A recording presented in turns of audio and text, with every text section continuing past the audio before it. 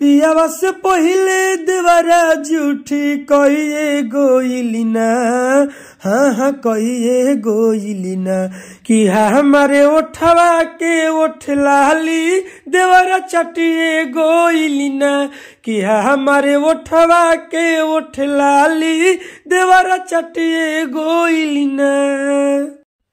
का हाल चाल बा सिंगर भाई लोग ठंडी में? ठीक है, ठंडा कतनो लागी लेकिन वीडियो बनावल राजा सिंहनिया ना छोड़ी है, एक्टिव रहम एक्टिव। तो का हाल है सिंगर भाई लोग? ठीक है, अब अपना अंदाज में आओ तनी। ये जो गनवा लिखे है ना भैया, खेसारी लाल के ट्रैक पर लिखे हैं नचनिए कारण कनिए के भुलाइए गोइला ना। इसी ट्रैक पर लिखे हैं कि देवरा ओठवा के ओठ लिया हमार चटिए गोइलना।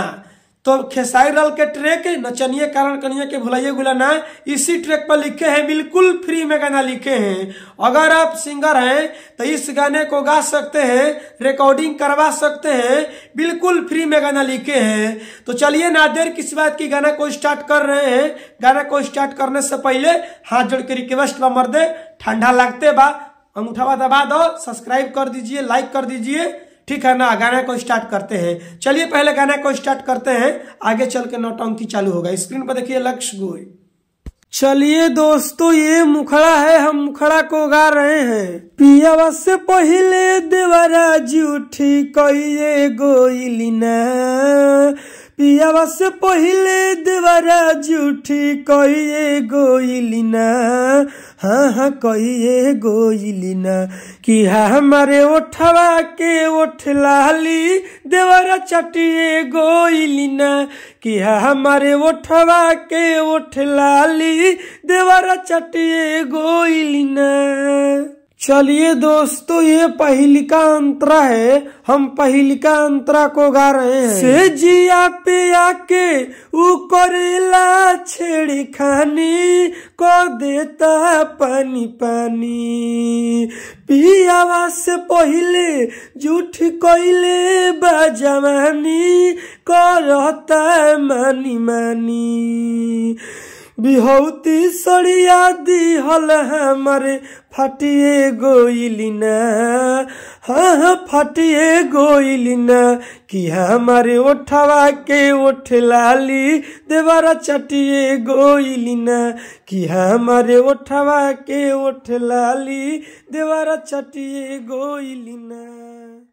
चलिए दोस्तों, ये दूसरा का अंतरा है, हम दूसरा का अंतरा को गा रहे हैं। एही जैसे नीमन रहे नहीं हरे चल जाती, जिंदगी संग ही बीतती, राजा सिंहनी यहाँ के कोरा में सुतती, हम यहाँ चारा डोलती, अभिमन्यु राहुल के बतिया ओहो जानिए गोइलिना, हाँ जानिए गोइलिना। दोस्तों, जहां अभिमन्यु लिखा हुआ है और राहुल, तो फाइनली अभिमन्यु भाई ने और राहुल भाई ने कमेंट बॉक्स में कमेंट किए थे कि राजा भैया गाना में मेरा नाम डाल दीजिएगा। तो फाइनली अभिमन्यु भैया को और राहुल भैया को गाना में दोस्तों नाम डाल दिए हैं। अगर इसी तरह आप भी अपना गाना में नाम डलवाना चाहते हैं, आप मेरे वीडियो को देख रहे हैं, तो सबसे पहले आपको करना क्या पड़ेगा कि हम आपका भी गाना में नाम लेंगे। तो सबसे पहले आपको ये करना पड़ेगा, चैनल पर आप अभी है ना तो सब्सक्राइब कर दीजिए, लाइक कर दीजिए, और कमेंट बॉक्स में आप अपना नाम लिख दीजिए जो आपका नाम है। अगली वीडियो बनाएंगे तो उस गाने में आपका नाम ले लेंगे, जैसे राहुल अभिमन्यु का नाम लिए हैं। आगे का लाइन, अभिमन्यु राहुल के बतिया ओहो जानिए गोइलिना, हाँ जानिए गोइलिना, कि हमारे ओठवा के ओठ लाली देवरा चटिए गोइलिना, कि हमारे ओठवा के ओठ लाली देवरा चटिए गोइलिना। तो चलिए दोस्तों, गाना समाप्त तो हो गया है। अब जितने सिंगर भाई ने कमेंट बॉक्स में कमेंट किए हैं, हम सबका पारापारी नाम लेने वाले हैं और चैनल का प्रमोशन करने वाले हैं। तो आप मेरे वीडियो को देख रहे हैं तो पूरा फुल देखिएगा, हम आपका भी दोस्तों नाम लेने वाले हैं। तो वीडियो को भगाइएगा मत, पूरा फुल देखिएगा। सबसे पहले कमेंट कौन किए हैं? दीपक भगत जी। दीपक भगत के कहना है कि राजा भैया सरस्वती जी पर गाना लिखिए। बिल्कुल लिखाई भैया, माई सरस्वती के ऊपर गाना लिखाई। देखिए सरस्वती माता उधर है, तो बिल्कुल सरस्वती मैया के ऊपर गाना बिल्कुल लिखेंगे। आप निश्चिंत रहिए, लिखे भी है। खासकर मारिएगा राइटर राजा सिंघानिया सरस्वती पूजा लिखा हुआ 2024 आ जाएगा। दीपक भगत के बाद में कमेंट करते हैं राहुल मिश्रा। राजा भैया मेरा भी गाना में नाम डाल देना राहुल। तो राहुल भाई गाना में आपका नाम डाले हैं, गाना को चेकआउट कर लीजिए। राहुल भाई और दीपक भगत जी, आप लोगों से कहना है कि आप लोग साथ साथ अपने जिला का भी कमेंट कीजिए कि कौन से जिला के रहने वाले हैं, कौन से आप राज्य के रहने वाले हैं। तबे तो आपका हम अगली वीडियो बनाएंगे तो जिला के ऊपर गाना बनाएंगे तो उस गाने में आपका जिला का नाम डाल देंगे। अगर आपका नाम रहेगा कौन से राज्य से है तो आपका राज्य का भी नाम डालेंगे। तो सबसे पहले अपना एड्रेस पूरा विदा कर दीजिए, कौन से जिला के रहने वाले हैं, कौन प्रखंड से बड़ा, तबे न तारा प्रखंड के ऊपर हम गाना बनाई। तो ये भी सब लिखा करिए। दीपक भगत, राहुल मिश्रा। इसके बाद में कमेंट करते हैं भैया हम इस गाने को रिकॉर्डिंग करवा रहे हैं प्रमोद कुमार पासवान जी। जय हो पासवान जी, जय हो। इसके बाद में शिवेश प्रजापति जी कमेंट करते हैं। लव यू मेरे भाई कमेंट करने के लिए शिवेश प्रजापति जी। इसके बाद में सिंगर मन्नू पागल जी बोल रहे हैं। इनकर नाम गजब बा भाई, मन्नू पागल, लेकिन इनकर ओरिजिनल नाम बा अभिमन्यु राज। तो अभिमन्यु जी गाना में आपका नाम डाले हैं, गाना को पूरा चेकआउट कर लीजिएगा, ठीक है ना। पूरा वीडियो को फुल देखबे ना करबो, कहबो कि गाना में नामे लिखे, एमे हमार गलती बा हो भाई, बताओ तुम ही लोग। पूरा वीडियो को फुल ना देखबो, लोग भगावे लोग भगा देखबो तो कहां से मैं तार नाम ले पाई, मैं बताओ। राजन श्रीवास्तव भाई कमेंट करते हैं कि भैया आप गाना जो भी लिखते हैं मजा आता है, खासकर आपका बोलने का जो शैली है और तरीका है, हम लोग का हंसते हंसते पेट फूल जाता है और मजा आता है आपका वीडियो देखते हैं। तो लव यू मेरे भाई। इसके बाद में रमन भाई कमेंट करते हैं कि राजा भैया आप कॉमेडी बहुत अच्छा कर देते हैं और कॉमेडी के साथ साथ गाना का लिखने का तरीका जो आपका है बहुत शानदार है, अच्छा गाना लिखते हैं भैया, मेरे को कहिए मत, दिल को भा जाता है। बिल्कुल मेरे भाई, लव यू।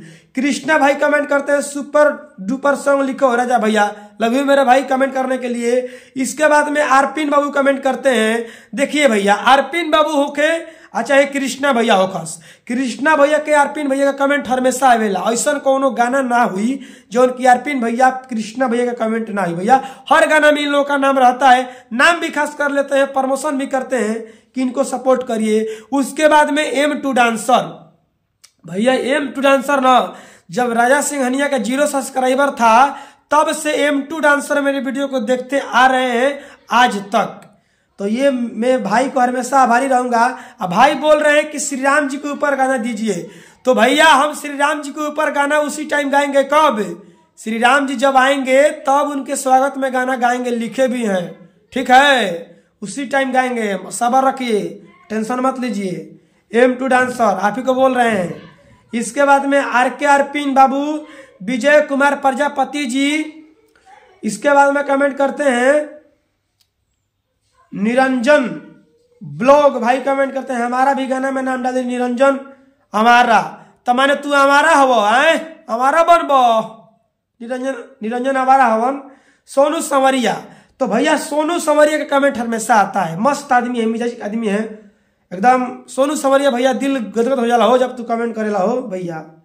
निरंजन ब्लॉग भाई कमेंट करते हैं नया ट्रैक पर गाना लिखिए भाई, बिल्कुल लिखेंगे ट्रैक पर, न्यू ट्रैक पर गाना हम लिखेंगे, आप लोग निश्चिंत रहिए।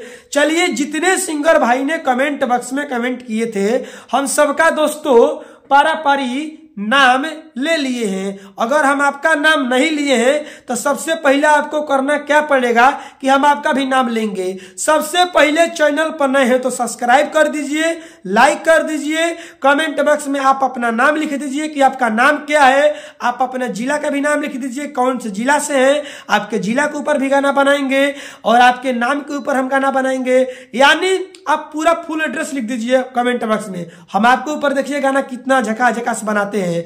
अगर आप सबको पर्सनल गाना चाहिए, आप मेरे वीडियो देखते हैं, कुछ लोग बोलते हैं कि भैया हम इस गाने को नहीं गाएंगे, बहुत लोग गा देते हैं जो यूट्यूब पर आप डालते हैं, तो आप चाहते हैं कि पर्सनल गाना लिखवाए, स्क्रीन पर देखिए मोबाइल नंबर है, कॉल करके आप हमसे पर्सनल गाना लिखवा सकते हैं। इनसे बढ़िया, इनसे बेस्ट। तो स्क्रीन पर मोबाइल नंबर है, कॉल करिए और कॉल करके आप हमसे पर्सनल गाना लिखवा लीजिए। इनसे बढ़िया, इनसे बेस्ट। तो देर क्यों ना बात के मर्दे, ठंडा के बाद बोला ही मैं कैमरा में लुकाइल रहा, कॉल करो, मोबाइल नंबर है स्क्रीन पर, हम बात करेंगे और आपको गाना लिख कर दे देंगे व्हाट्सएप पर। चलिए, love you, bye bye, take care.